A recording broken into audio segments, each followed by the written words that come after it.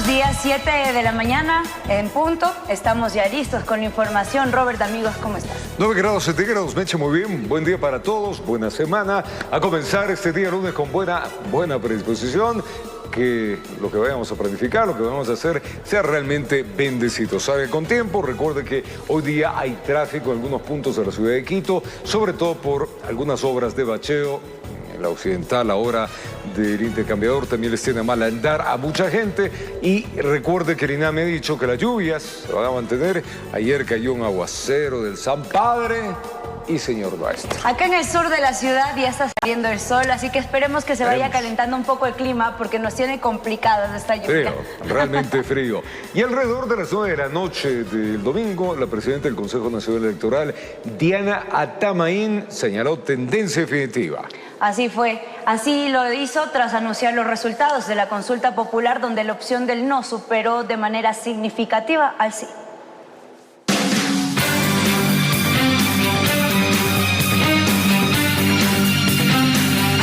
Luego de 4 horas de conteo de votos en juntas receptoras y recintos electorales, durante su cuarto reporte del día, la presidenta del Consejo Nacional Electoral, Diana Atamaín, confirmó que existe una tendencia marcada en las 4 preguntas sobre la consulta popular y referéndum 2025. Culminación exitosa de esta jornada, con una tendencia marcada en las 4 preguntas de referéndum y consulta popular 2025.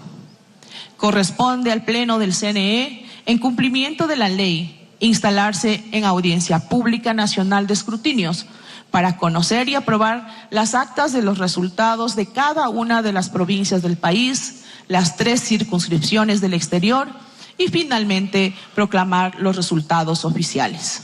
Durante la jornada electoral que Ecuador vivió este domingo, la autoridad máxima del CNE también añadió que el llamado a las urnas tuvo una convocatoria positiva de participación, alcanzando más del 80%. Además, recalcó que esperan atender las actas con novedades para poder emitir de esta manera resultados oficiales. Nuestra página web, nuestra CNE APP, estará a disposición de la ciudadanía y medios de comunicación para la consulta respectiva. Hoy el Ecuador se ha pronunciado en paz, en alegría y defendiendo su democracia. Se espera que el material electoral de las circunscripciones en el exterior lleguen en el transcurso de la semana, informó Ítalo Salazar. Tras los resultados de la consulta popular y el referéndum del domingo, el presidente de la República, Daniel Noboa, se pronunció a través de sus redes sociales. Varios asambleístas de Acción Democrática Nacional también emitieron sus palabras. El presidente de la República, Daniel Noboa, se pronunció solo a través de redes sociales. Expresó: estos son los resultados. Consultamos a los ecuatorianos y ellos han hablado. Cumplimos con lo prometido. Preguntarles directamente. Nosotros respetamos la voluntad del pueblo ecuatoriano. Nuestro compromiso no cambia, se fortalece. Seguiremos luchando sin descanso por el país que ustedes merecen, con las herramientas que tenemos. Aunque se esperaba que salga de su vivienda ubicada en Olón para dar declaraciones, esto no sucedió. Quienes sí se pronunciaron fueron los asambleístas de Acción Democrática Nacional. Los resultados nos comprometen a seguir trabajando fuerte y duro para cada uno de los ciudadanos en temas tan importantes como salud, seguridad, entre otros espacios. Definitivamente no es un revés, esto demuestra que somos un proyecto político democrático, respetamos los resultados. Aquí tenemos unos resultados los cuales respetamos y que nos comprometen y nos fortalecen para trabajar con las herramientas que tenemos en el proyecto que ha trazado el presidente de la República, Daniel Noboa, para combatir al crimen organizado, al narcotráfico, a la inseguridad y a ese pasado nefasto que lamentablemente quiere que este país no avance. Previamente en Guayaquil, los simpatizantes de ADN se concentraron, primero en el norte de Guayaquil y luego en el centro de la ciudad. Reuniones que se disolvieron rápidamente luego de conocer los resultados de los comicios. Por su parte, los integrantes del Movimiento Político Unidad Popular y Unión Nacional de Educadores, que hicieron campaña por el no, festejaron lo que consideran su triunfo. Ellos realizaron una caravana que recorrió gran parte del centro de la urbe porteña. Hoy este pueblo le da una contundente, aplastante y humillante derrota a Daniel Noboa, a su política antipopular y neoliberal. Informó Maite Morán. Y organizaciones sociales y movimientos políticos de oposición se pronunciaron tras conocer la tendencia de los resultados a favor del no en la consulta popular y referéndum. Indicaron que esto es un pronunciamiento del pueblo a las propuestas gubernamentales. Miremos. Con una tendencia firme en el escrutinio de votos de la consulta popular y referéndum, varios movimientos políticos de oposición se pronunciaron. Guillermo Churuchumbi, coordinador de Pachacutic, agradeció al pueblo por el pronunciamiento en las urnas. Mi profundo agradecimiento al pueblo del Ecuador, a ese pueblo rebelde, y nuevamente agradecer al norte de la provincia de Pichincha, a la provincia de Imbabura. La historia en estos momentos estaba sobre los cayambis, sobre los otavalos.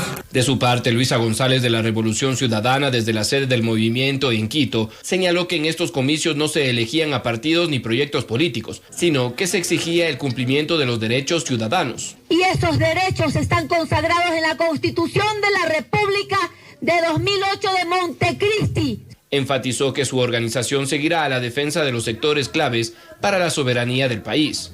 Y sí hay esperanza para días mejores. Y esta patria se merece dejar de estar confrontados en un pueblo hermano. Todos coincidieron en que con estos resultados esperan que el gobierno dé un giro rotundo en la aplicación de sus políticas públicas. Informó Mauricio Sánchez. Y el Centro de Procesamiento Electoral de Pichincha concentra el flujo de actas de todos los recintos y mantiene un seguimiento minucioso para garantizar transparencia, también para resolver posibles errores durante el escrutinio. El escrutinio de actas de la consulta popular y referéndum 2025 avanza de manera continua en el Centro de Procesamiento Electoral de Pichincha, a donde llegan los documentos provenientes de todos los recintos electorales de la provincia. Desde este punto, los miembros de las mesas de las 13 zonas en las que está distribuido el territorio provincial reciben y verifican la información tras el cierre de la jornada de votación. Pasadas las 17 horas, inmediatamente después del cierre oficial de los comicios, se instaló la Junta Provincial Electoral de Pichincha para conocer en tiempo real el avance del procesamiento de datos que ingresa al sistema del Consejo Nacional Electoral. Este seguimiento permite supervisar el flujo de actas, garantizar la transparencia del proceso y atender de manera inmediata cualquier requerimiento. Una vez que las actas son digitalizadas y registradas, los equipos técnicos verifican su consistencia. En caso de detectarse novedades, como firmas faltantes, errores numéricos o inconsistencias entre los datos registrados, se activa el procedimiento de recuperación de actas físicas. Estas son revisadas nuevamente por los equipos responsables para contrastar la información y corregir posibles errores antes de su validación definitiva. Las autoridades electorales señalaron que el proceso avanza con normalidad y bajo los protocolos establecidos, que priorizan la seguridad documental y la precisión de los resultados. Se espera que el flujo de actas continúe durante las siguientes horas hasta completar el total de documentos remitidos por los recintos de toda la provincia. Informó Miguel Ángel Bedoya. Este día sábado y domingo el registro civil emitió más de 36.000 cédulas de identidad en las distintas agencias habilitadas de escala nacional. El resumen de la jornada de cedulación le empleamos en la siguiente nota. Más de 36.000 cédulas se emitieron este fin de semana en el país, después de que el registro civil llevara a cabo jornadas extraordinarias el sábado 15 y domingo 16 de noviembre, con el objetivo de garantizar que cada ciudadano obtenga su documento y así pueda ejercer su derecho al voto en el referéndum y consulta popular 2025.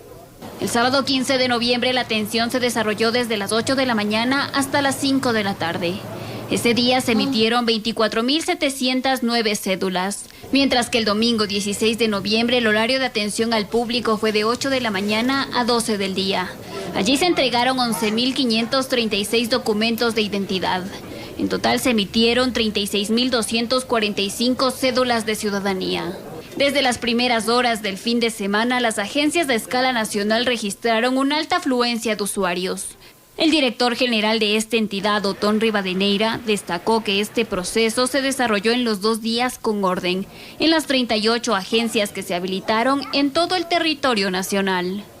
Informó Solange Mateu. Una jornada electoral sin mayores novedades, pero sí con comercio fuera de los recintos, se registró este pasado domingo. El incremento del padrón electoral causó que algunos votantes no llegaran a tiempo tras detectar tarde el cambio de sus juntas. Guayaquil vivió una jornada electoral tranquila, con un 80% de participación según el Consejo Nacional Electoral. Los miembros de las juntas receptoras del voto llegaron antes del amanecer y la votación empezó puntual. A las 7 de la mañana, la mayoría de los recintos electorales abrieron sus puertas y ya habían largas filas de ciudadanos que acudían a sufragar temprano para continuar con sus actividades. Policías en los exteriores y militares dentro de los recintos electorales mantuvieron el orden. Afuera de los planteles educativos también hubo espacio para el comercio. Los chuzos, las alas, las chuletas, que estamos recién organizándonos. Habían vendedores de comidas, de refrescos, juguetes y quienes plastificaban el certificado de votación. También hubo quienes dejaron a última hora el acto cívico y se quedaron fuera, pues el incremento del padrón electoral causó cambios de recintos que los votantes detectaron a última hora. Ya no puede ingresar, a decir. Ya no puedo hacer nada, se me escapa de mis manos, ¿puedo ayudar? No se le escapa nada. Negativo, no puedo hacer nada. ¿Qué pasó? Tráfico en la entrada de la 8, en Canal de la Muerte. Salió muy tarde. 3 horas, 2 de la tarde, estamos llegando al recién. Cuando el reloj marcó las 17 horas, los miembros de las mesas abrieron los biombos y contaron uno por uno los votos. Los paquetes electorales fueron enviados al CNE sin novedades, informó Carolina Pimentel. Y en medio del respeto y el orden, miles de comerciantes informales aprovecharon la jornada electoral para generar ingresos adicionales, ofreciendo comida, novedades y hasta la planificación del documento, la plastificación del documento de votación. Todo eso sucedió mientras uno votaba, había una extensa cantidad de oferta. Veamos. Esta vez le ganaron al primer cántico del gallo. El sol estaba lejos de hacer su presencia cuando ellos ya estaban armando sus carpas y levantando sus mesas a la espera de lo que sería una larga jornada, pero con la certeza de que les dejaría un buen ingreso adicional para sus economías. No, yo soy pintor. Esto está poco para mí, sino para ayudar a mi esposa también. Yo trabajo en una institución, en una empresa.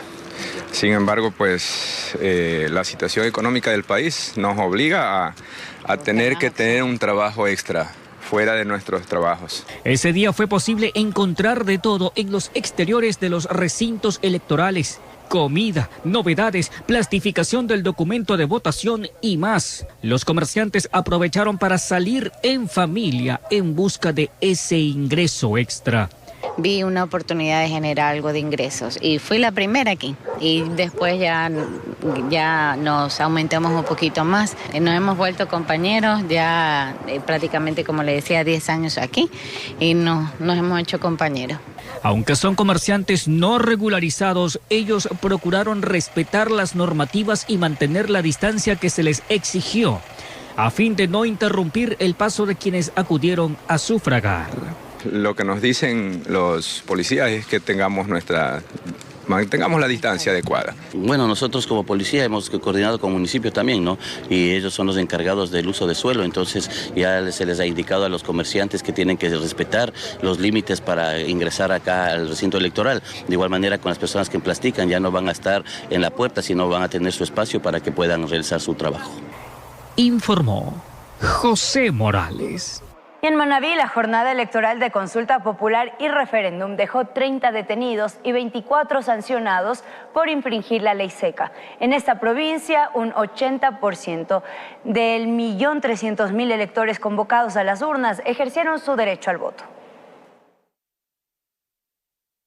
La jornada electoral de Manabí por la consulta popular y referéndum transcurrió con un alto nivel de participación ciudadana en los 378 recintos electorales habilitados en la provincia para que más de 1.3 millones de electores ejerzan su derecho al voto. Parece que como nomás son 4 preguntas, entonces es una sola papeleta, uno raya lo que tiene que rayar y sale enseguida, sí. Durante la jornada, entre las principales preocupaciones de la población manabita se destacaron la seguridad y la falta de empleo, temas que emergen como prioridades en el contexto postelectoral. Una cuestión de lo más difícil son la inseguridad, luego generación de empleo, que es lo que se necesita. Habiendo seguridad y generación de empleo, pero si no hay cambios, no vamos a tener eso. La inseguridad que hay, los crímenes a diario nada más, los que no pueden andar uno tranquilo en la calle. Anda con nervios, todos los días hay muertos. Según datos oficiales de la Policía Nacional, en esta provincia se registraron 30 detenidos y 24 personas sancionadas por infringir la ley seca durante el proceso electoral. De boletas que tenían vigentes, entre ellas incluso por violación, por asesinato. De igual manera, en la provincia de Santo Domingo hemos tenido 9 detenidos por estas circunstancias. Aparte de ello, hemos tenido 6 aprehendidos por suplantación de identidad y el uso de documentos falsos. Estas detenciones se marcaron en un contexto más amplio de vigilancia electoral en Manabí, donde se habilitaron 3.979 juntas receptoras del voto. Una persona que esté sospechosa, nosotros nos acercábamos, preguntábamos. Usted conoce que las personas únicamente deben venir acá, sufragan y se deben retirar por las mismas. Para resguardar la jornada se desplegaron 3.223 miembros de las Fuerzas Armadas y 2.853 efectivos policiales. Ciudad Alfaro, donde se encuentra el Centro de Procesamiento Electoral, en el cual también se encuentra el dispositivo policial en el cerco externo de Ciudad Alfaro. Con cámaras de Eduardo García desde la provincia de Manabí, informó Wendy Delgado. 7:15 de la mañana, revisemos cómo va el conteo en el Consejo Nacional Electoral, tomando en cuenta que han estado casi toda la noche contando las respectivas actas. Vamos a ver votación de consulta y referéndum 2025. Vamos a totales nacionales de 42.059 actas válidas y están en 38.499. Revisión rápida, voto sí se mantiene con 39.35%. Esto se refiere a la pregunta de las bases, en las cuales el voto no alcanzó el 60.65%, el referéndum casillero B, pues alcanzamos un 41.93%, en voto sí. Esto se refiere al financiamiento de los partidos políticos para que se mantenga o se retira. El voto no alcanzó el 58.7%. En la tercera pregunta, el sí alcanzó el 46.53%. Eso es lo que va contabilizándose, y el voto no 53.47%. Este referente a aumentar o disminuir, en este caso disminuir más que aumentar, los asambleístas en la Asamblea Nacional. Y en la consulta para cambio de constitución, pues el 38.35% dijo sí versus el 61.65%. Esto de 38.499 actas válidas. Hay actas con novedad varias, ¿no? 2.000, casi 3.000 actas con novedad que se tiene, que todavía el CNE tiene que ir resolviendo. Revisemos algunas provincias. Vamos a revisar cómo votó Azuay. Vamos a Azuay. Azuay tiene 2.027 actas, de las cuales 1.889 pues han sido ya contabilizadas. En la primera pregunta de las bases alcanzó el sí el 39.93%, el no 61.7%, allá dijeron no a las bases. En el financiamiento de los partidos políticos, el sí alcanzó el 42.67% y el no el 57.33%. Esto se refiere a no quitar el financiamiento. En el 3, pues estamos hablando de eliminar la cantidad de asambleístas que se tenía y poner un número distinto. El no alcanzó 15.849, o sea, el 49%, y el votos no alcanzó el 51%. Y en la consulta en este caso, de la constituyente, el sí alcanzó en Cuenca el 36.41% versus el no del 63.59%. Vamos a Tungurahua, revisemos la provincia de Tungurahua. A esta hora, cómo fue la votación de la provincia de Tungurahua, tomando en cuenta que tenían 1.422 actas, de las cuales ya se ha revisado 1.386, prácticamente la totalidad. Hay apenas 36 con novedad y 56 en el caso de la constituyente. En la pregunta de las bases, pues en Tungurahua, El sí alcanzó el 53.28%. Tungurahua dijo, sí queremos bases militares para luchar contra la delincuencia versus el 46.72% del no. Estamos en Tungurahua. En la siguiente pregunta del financiamiento de los partidos políticos, retirarlas. Tungurahua dijo sí, hay que retirarlas. 57.73% versus un 42.27% del no. Referente a la eliminación de los asambleístas, en este caso reducción del número de asambleístas, Tungurahua dijo sí, hay que reducirlas, el 64.57%, y el no alcanzó el 35.43%. En la consulta de cambio de constitución, Tungurahua dijo sí, hay que cambiar la Constitución, 52.46% versus el no, que alcanzó 47.54%. O sea, sin duda, en la provincia donde triunfó todo sí, fue Tungurahua. Tiempo de una pausa, hasta ahí estamos revisando. Vamos a una pausa y ya retornamos con más. Estamos de regreso, esta es la primera emisión de TVC Noticias, gracias por acompañarnos. El gobierno propone un alza salarial de entre $40 y $250 para los servidores públicos en 2026. Esta propuesta representaría un egreso de $450 millones al Estado. El Ministerio de Trabajo presentó un informe técnico con la propuesta de incremento salarial para todos los servidores públicos en 2026. Un planteamiento que ahora deberá ser revisado por el Ministerio de Economía y Finanzas. La ministra Ivonne Núñez detalló el rango de este incremento. Los incrementos van desde $40 hasta $250, según el sector y la actividad, dependiendo del tipo de actividad que trabaja. Este anuncio reavivó el debate sobre la equidad salarial dentro del sector público. Remigio Hurtado, presidente de la Confederación Nacional de Servidores Públicos, recordó que durante los últimos meses de 2024 y los primeros de este año, se desarrollaron mesas técnicas con autoridades gubernamentales para definir alternativas de incremento. 3 propuestas del Ministerio de Trabajo y una propuesta de la CONACEP. Entre una de esas, que habla la ministra, que sería el que subiría de $40 hasta $250, era una propuesta y un análisis del Ministerio de Trabajo que, si bien nosotros no compartíamos, bueno, ninguna de las 3 propuestas que presentaban ellos, pero al final nosotros dijimos, bueno, es algo, porque el último alza fue el 27 de enero del 2012. Según estimaciones del Ministerio de Trabajo, esta medida tendría un costo aproximado de $450 millones para el Estado. El incremento allí presentado por parte del Ministerio de Trabajo respeta la propuesta de todos los servidores públicos del Ecuador. Tiene 4 propuestas. Lo importante es establecer cuánto más o menos costaría el incremento para los servidores públicos de todo el país. Estaría en un aproximado de $450 millones. Según dijo, la propuesta del gremio buscaba que los trabajadores con remuneraciones más bajas recibieran un incremento mínimo de $100, mientras que quienes se encuentran en los niveles superiores tuvieran alzas de entre $40 y $50. Con este esquema, apuntó que el impacto fiscal habría sido menor. Nosotros la propuesta era de $180 millones, era muchísimo menos, porque era más a los de abajo, vuelvo a repetir, y menos a los de arriba. Mientras tanto, continúa el proceso para definir el nuevo salario básico unificado de 2026. La ministra señaló que el ministerio ya cuenta con los informes técnicos del Banco Central, del Ministerio de Finanzas y del INEC, que servirían como insumo para que el Consejo Nacional de Trabajo instale su primera sesión antes del próximo 20 de noviembre. Informó Miguel Ángel Bedoya. Estados Unidos eliminó la sobremesa del 15% para más de 100 productos ecuatorianos. Esta decisión ya está en vigencia y representa un alivio inmediato para el sector de exportación, o sea, el exportador, especialmente el agrícola. Miremos. El gobierno de los Estados Unidos modificó su esquema de aranceles recíprocos, sacando de la lista de sobretasas a 105 productos de origen ecuatoriano. La medida fue confirmada por el Ministerio de Producción, Comercio Exterior e Inversiones y ya está vigente.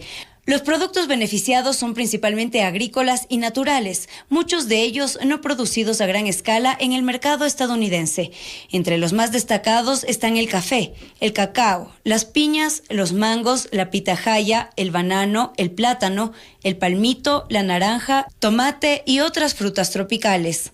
La cartera de Estado recordó que Ecuador mantiene abierta una negociación más amplia con Estados Unidos para incorporar otros productos en el futuro. El gobierno señala que esta decisión respalda a los sectores productivos y que además forma parte de una estrategia comercial permanente bajo la premisa de fortalecer la presencia del Ecuador en los mercados internacionales, informó María Mercedes Granda. Y la propuesta de los Estados Unidos detalla la creación de un mecanismo bilateral para el traslado y el procesamiento de las personas que piden protección internacional. El gobierno ecuatoriano deberá responder si acepta o no esta propuesta. El Departamento de Seguridad Nacional de los Estados Unidos, Homeland Security, hizo pública una propuesta de acuerdo dirigida al gobierno ecuatoriano para permitir el traslado digno, seguro y temporal de ciudadanos de terceros países que han solicitado protección internacional en territorio estadounidense. El documento plantea la creación de un mecanismo mediante el cual Estados Unidos pueda trasladar temporalmente a Ecuador a personas que no son ecuatorianas ni estadounidenses, pero que se encuentran en su territorio y piden protección porque temen regresar a sus países de origen. El acuerdo aclara que tanto el traslado como su aceptación dependerá de decisiones discrecionales de cada gobierno. Frente a la controversia que ha generado la posible instalación de una oficina vinculada a Homeland Security en nuestro país, el analista internacional Santiago Carranco enfatizó que es necesario comprender qué tipo de estructuras operan esta institución. Explicó que en países como El Salvador funcionan centros de cooperación donde personal administrativo procesa solicitudes o trámites migratorios. Estas oficinas de cooperación para la seguridad, que como le digo, más allá de tener personal militar, porque eso sí sería falso, Homeland Security no tiene personal militar, eso es el Ministerio de Defensa de Estados Unidos, eso es una cosa completamente diferente. Sería más bien burócratas estadounidenses que trabajarían en Ecuador. El propio documento advierte que la implementación dependerá de la disponibilidad de fondos y capacidades técnicas y establece que ninguna disposición implica compromisos de financiamiento para las partes. El analista advirtió que por ahora lo único tangible es el contenido del documento diplomático y que cualquier paso siguiente dependerá de una eventual respuesta del gobierno ecuatoriano. Se comunica que vamos a hacer un acuerdo. Eso es lo que publicó ayer Estados Unidos. Pero no se comunica específicamente, este es el acuerdo y esto es lo que va a recibir Ecuador y esto es lo que va a recibir Estados Unidos. O sea, ese documento todavía no lo tenemos, o por lo menos no se ha hecho público.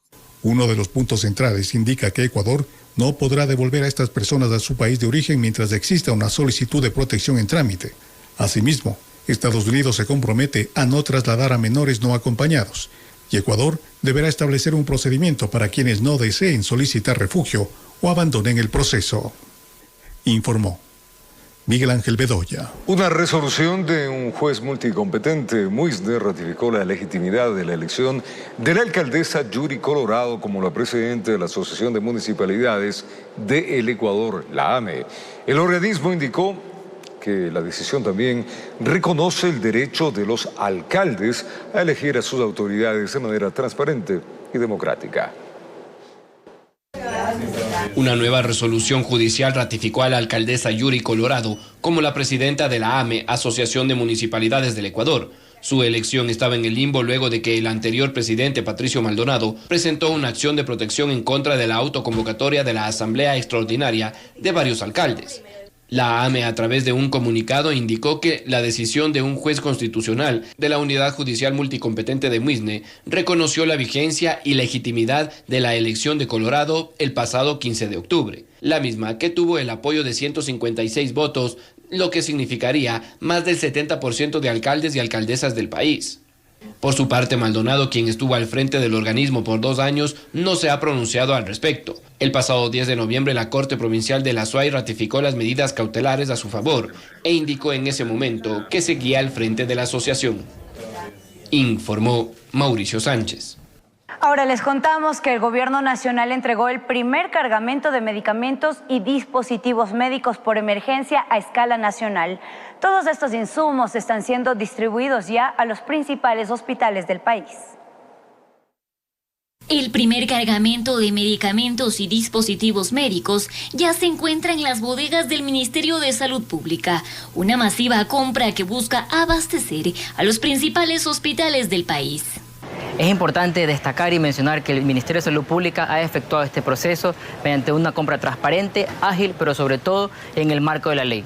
Esta es la primera compra emergente de medicamentos vitales y esenciales para tratar enfermedades crónicas, así como antibióticos, anestésicos y otros. En las bodegas del Ministerio de Salud Pública en Guayaquil hemos iniciado con la entrega de medicamentos y dispositivos médicos a nivel nacional. En esta adquisición también se incluyen dispositivos médicos de uso general y alta rotación. La distribución al sistema de salud pública ya arrancó. Las entregas continuarán a nivel nacional día a día y no vamos a descansar hasta obtener un óptimo abastecimiento en todos nuestros establecimientos. Según las autoridades, el proceso de compra de medicamentos por emergencia avanza por buen camino. El Ministerio de Salud Pública levantó la necesidad técnica para abastecer el sistema de salud pública en cumplimiento de la disposición presidencial emitida mediante el Decreto Ejecutivo 133. En Quito informó Adriana Rojas. La vicepresidenta de la República, María José Pinto, firmó el Reglamento General para prevenir y erradicar la malnutrición infantil. El objetivo es agilizar acciones interinstitucionales y focalizar la atención en los sectores más vulnerables. El reglamento de la ley para prevenir y erradicar la malnutrición fue firmado por la vicepresidenta de la República, María José Pinto. Esta normativa define roles, responsabilidades y mecanismos de acción para reducir los índices de desnutrición crónica infantil y así mejorar la calidad de vida de madres y niños. El documento establece la articulación entre las instituciones del Estado, los gobiernos locales y comunidades. Enfatiza en la atención a los primeros 1000 días de vida, la promoción de la lactancia materna y el acceso a agua potable y saneamiento. Este proceso de implementación comenzará en las parroquias rurales priorizadas, donde los índices de malnutrición son más altos. Con esta normativa, Ecuador avanza en su compromiso contra la desnutrición crónica infantil. Su ejecución será clave para cumplir con los objetivos nacionales de desarrollo y derechos de la niñez, informó María Mercedes Gran.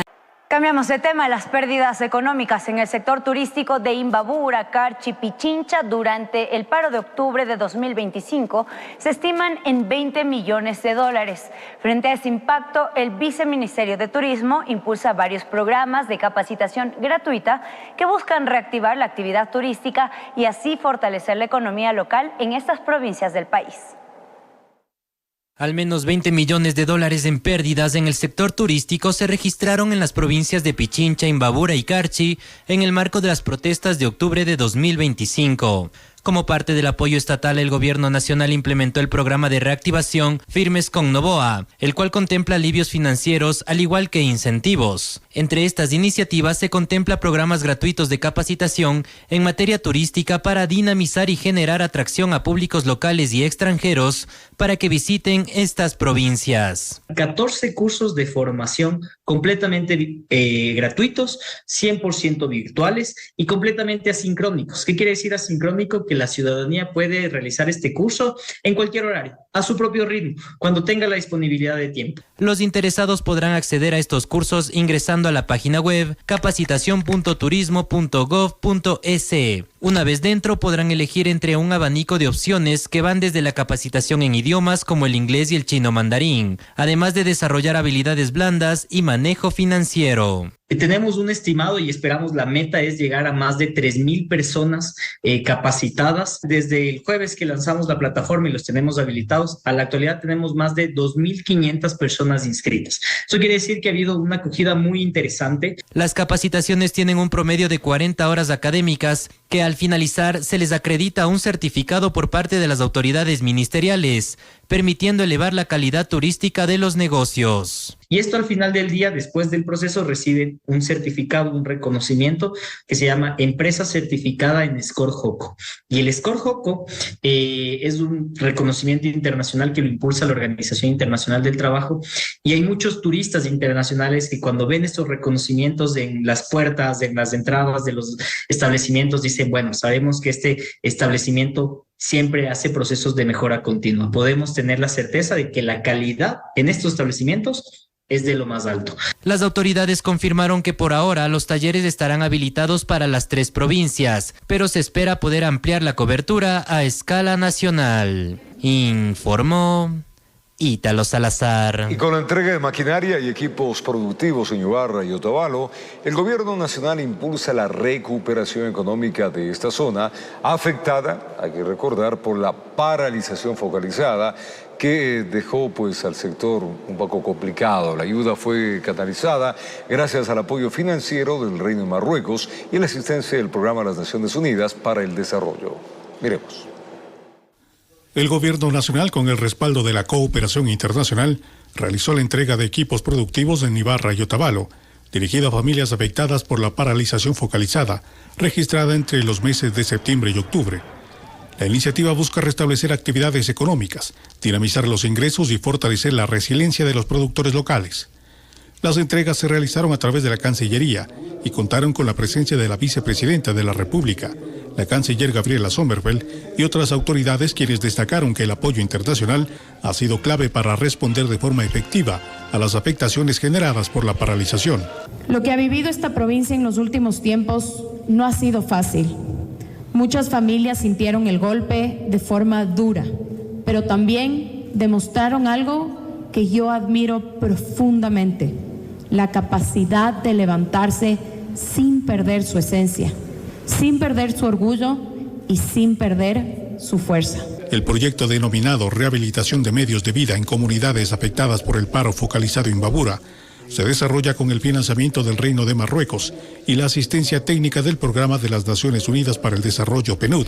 Por medio de la creación del Viceministerio de Cooperación Internacional, ha conseguido dinamizar las redes de cooperación internacional, diversificando sus fuentes y fortaleciendo los vínculos entre los estados del sur, así como los diversos organismos internacionales.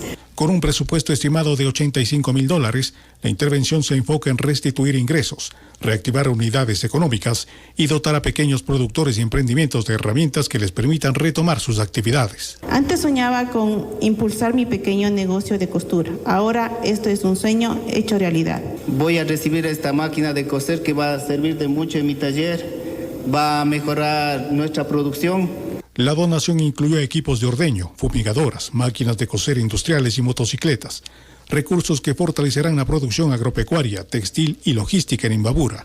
Con estas acciones, el gobierno destacó la cooperación internacional como motor para enfrentar emergencias sociales y económicas. Informó Miguel Ángel Bedoya.